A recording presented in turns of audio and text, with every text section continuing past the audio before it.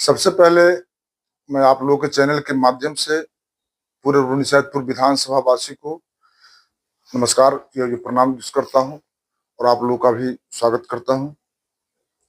देखिए, जहां तक जनसुराज में आने का सवाल है तो हम लोग शुरू से भाजपा में ही जुड़े हुए रहे और पूरी ईमानदारी से एक सक्रिय कार्यकर्ता के रूप में विभिन्न पदों पर रह करके जो भी दायित्व मिला उसका ईमानदारी से निर्वहन हमने किया और आज तक कोई पार्टी चेंज, कोई अदल बदल हमने नहीं किया।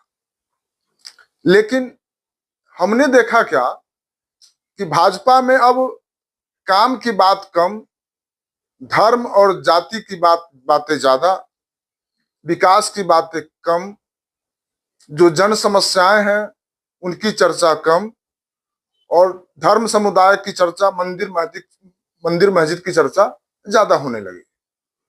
तो हमने देखा कि इससे जनता के कल्याण होने की चीज जो नहीं है।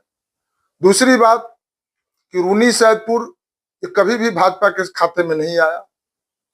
हम लोग बार बार भाजपा के नाम पर नीतीश कुमार जी को वोट देते हैं और यहाँ से हमारे जो वर्तमान विधायक हैं, आप सभी लोग जानते हैं, वो भाजपा के नाम पर वोट लेके जाते हैं और हमारे नीतीश कुमार जी कभी इस पाले में कभी उस पाले में वोट बेच करके आ जाते हैं। तो हमने देखा कि रुन्नीसैदपुर की जो स्थिति है, न तो कभी यहां से हमको टिकट मिलेगा और न कभी हम रुन्नीसैदपुर की जो समस्याएं हैं, जो मूलभूत परेशानियां हैं, उसका समाधान हम नहीं कर पाएंगे। और इसी तरह से रुन्नीसैदपुर बार बार कोई दूसरा अंग्रेज आता है और यहाँ से सीट जीत करके चले जाते हैं और यहाँ के लोग मुंह देखते रह जाते हैं। तो इस बार हमारे वैश्य समाज की ओर से ये हिम्मत दिया गया, सुझाव दिया गया, इस बार हम लोगों की दावेदारी रुन्नीसैदपुर विधानसभा से रहेगी।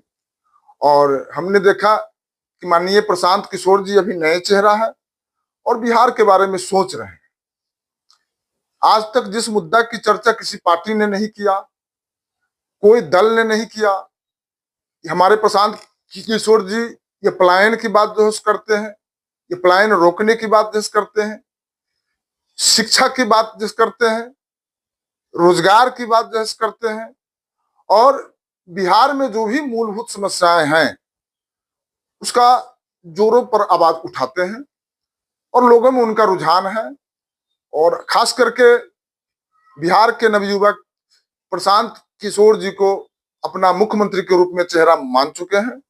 हमने देखा कि अगर हम जनसुराज में आते हैं तो इस रास्ते से हम अपने समाज का, अपने विधानसभा वासियों का जो समस्या है उसका समाधान हम ये कर पाए। और कि प्रशांत किशोर जी एक अच्छे कैंपेनर हैं, क्योंकि अभी तक जैसा कि जानकारी है कि 10-11 राज्यों में जाकर के विभिन्न पार्टियों में विभिन्न जो दल में जाकर के पैसे लेकर के दूसरे के लिए प्रचार ये किया करते थे और बहुत सारे स्टेट में उन्होंने अपने प्रचार के माध्यम से, अपने कैंपेनिंग के माध्यम से बहुत सारे स्टेट में उन्होंने मुख्यमंत्री भी ये बनाने का काम किया।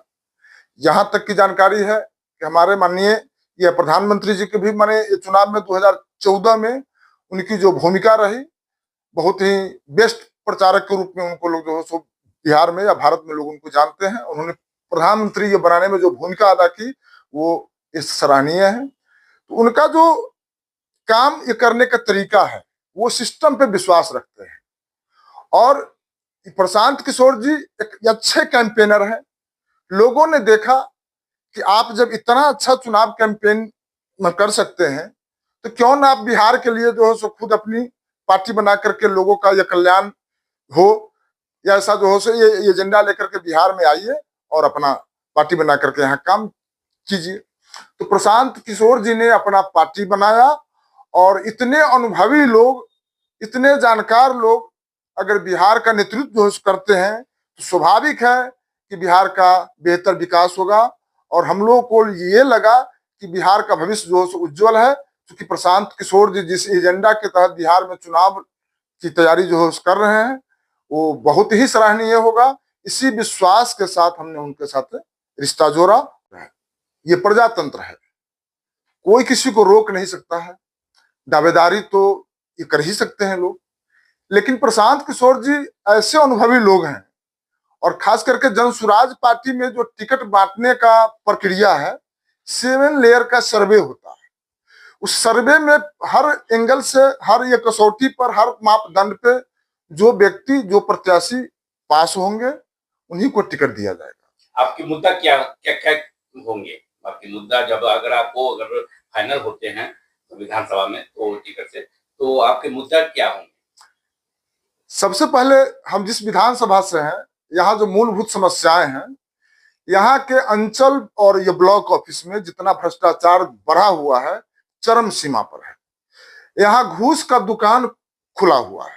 हमारे अंचल में जो सीओ साहब हैं, एक एक दाखिल खारिज में 25-25 हजार, 50-50 हजार रुपया का मांग रखते हैं, और अपने जो इनका एजेंसी है, जो ये कर्मचारी है, जो सीआई है, उनके माध्यम से उगाही का काम करते हैं। इतना ही नहीं, अंचल में तो भ्रष्टाचार भरा हुआ है ही। हमारे जो अस्पताल हैं उसमें ये स्थिति है कि सरकार के द्वारा ये हमेशा जो सो ये आश्वासन दिया जाता है कि अब हमारा जो स्वास्थ्य व्यवस्था पूर्ण रूप से ठीक हो गया है, लेकिन एक एक्सरे से लेकर के कोई व्यवस्था हमारे जो सो अस्पताल में नहीं है। और एक पेशेंट जो गरीब परिवार से आता है, जो पैसे वाले लोग हो तो अपना बाहर से कहीं भी सरकारी ये प्राइवेट जो अस्पताल है वहां से अपना इलाज जस्ट करा लेते हैं।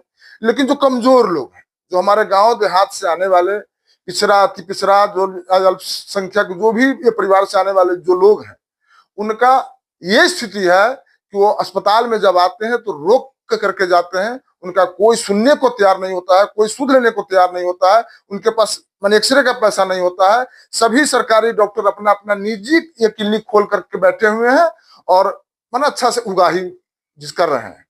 तीसरी हमारे यहाँ सबसे बड़ा ये समस्या है कि यहाँ जो नवयुवक है उनको अपना स्किल डेवलपमेंट का कोई संसाधन जो है नहीं दिख रहा है।